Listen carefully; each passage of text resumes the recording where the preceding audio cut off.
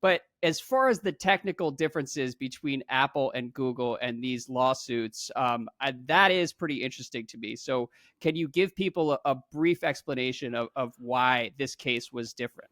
Well, number one, you're denying me my Festivus celebration because part of the whole bit is the technical aspects of the cases do matter. And my grievance is with the sort of anti big tech antitrust lobby, which has come at me for years and years as being a big tech apologist, because I would point out that, for example, the case of the Microsoft Activision case was doomed to failure. Or I would say that the Apple Epic case was going to lose. Or I would say that lots of cases that they proposed did not hold up under U.S. antitrust law. And my point was you needed to make different cases, or more generally, you needed to make different laws, because the fundamental nature of technology and the way it works and the way that aggregation market works, which entail controlling demand, not controlling supply, require a different approach legally. And it has irked me for years and years to be told that to have my arguments completely dismissed as being just a hack for the big tech companies. Mm-hmm. That is my irritation. And the whole point about this case is, yes, I wrote about it today. I also wrote about it when it was filed. And when it was filed, I said there's a good chance Google loses this case. And I wrote that before the Apple one came down. I said Apple's going to win and Google might lose. And the reason I did that was not because I thought it was good or bad from like a moral perspective. Generally speaking, I think Apple's control of the App Store is very problematic for lots of reasons that we've talked about. That's a different question than whether it is going to stand up in court or not. And so number one, my airing of grievances is that I was right. And I find it... You're really in the Festivus spirit here. Yeah.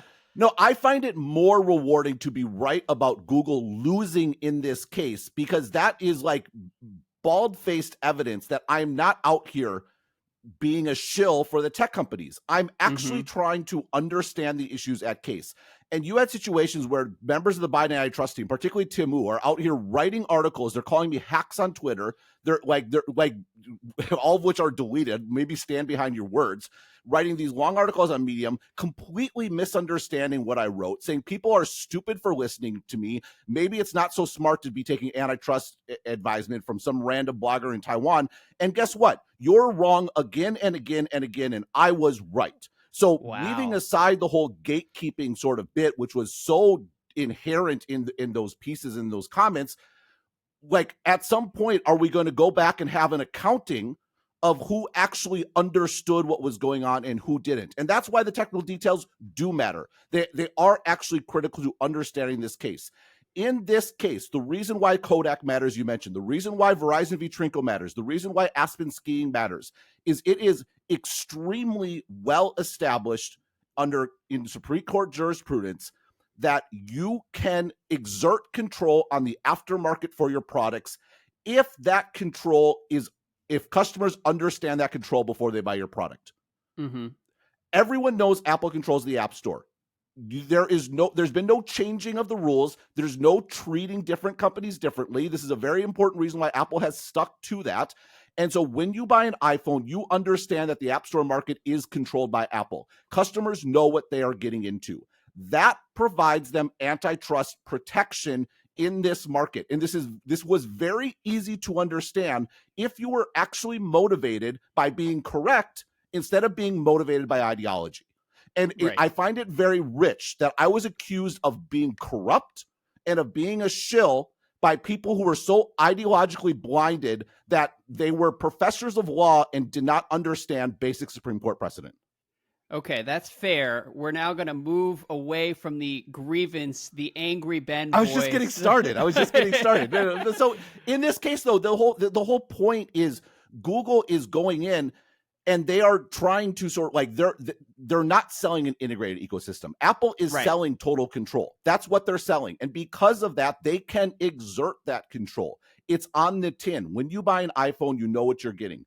Google's not doing that. Google is going in and selling openness, and then they're going in and cutting all these deals which, by the way, is like a word for word violation of the Sherman Antitrust Agreement, which talks about Yeah. contractual arrangements to maintain monopoly power. That's exactly what Google was doing. They were making deals with game studios to not build their own stores or to not go to other stores.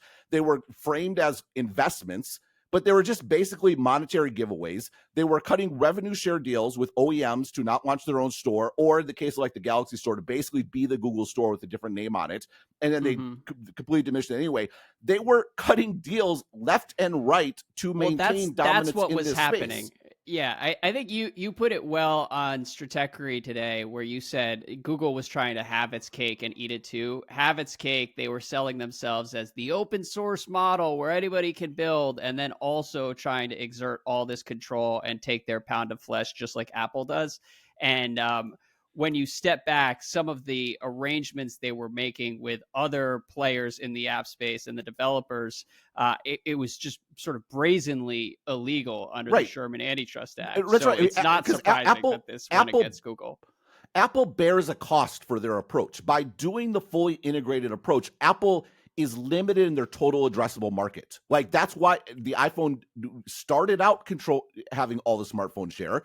If you mark the sort of the modern share of smartphones as being basically the iPhone Watch, because it was so different than what came before, it obviously was defined what came afterwards. They were dominant, and then they lost share. And the reason they lost share is because they were determined to only sell this high-end, fully integrated experience. And the price of that is you're not selling super cheap phones. You're not getting access to all these Chinese manufacturers and Samsung and all these other ones that were out there building phones. Google took the Microsoft route, which is we're going to be a horizontal software company. We're going to license our software, or quote unquote open source it, so everyone can use it. But they wanted Apple's control. They wanted Apple's profits. You don't get to do both. Like, there is a market mechanism constraining Apple, which is the fact is just by being a single unitary provider, you are limited in how much of the market you can serve. Like, now, this is because phones are physical devices, right? The whole thing with, just as an aside, the whole thing with aggregators is because zero transaction costs, you can actually scale to the whole world. So you can be a Google that actually does serve everyone in that space. But when you're dealing with physical goods, there's a natural constraint, which is you can't actually make all the phones. You can't actually have all the stores. You can't actually reach everyone. There's actual physical constraints to your dominance. And the fact the iPhone is as dominant as it is remarkable given those constraints, but it's still not as dominant as it could be if iOS were licensed. Like, if Apple had licensed iOS, we would probably have iOS everywhere. It would be the only device. But if that were the case, Apple would absolutely be constrained in what they could do on devices that they don't sell. That's right. And so Google, they pursued that route, and they were rewarded by Android being the largest operating system. But because they're exerting control on external entities via contracts to limit competition, that is against the law. That's always been against the law.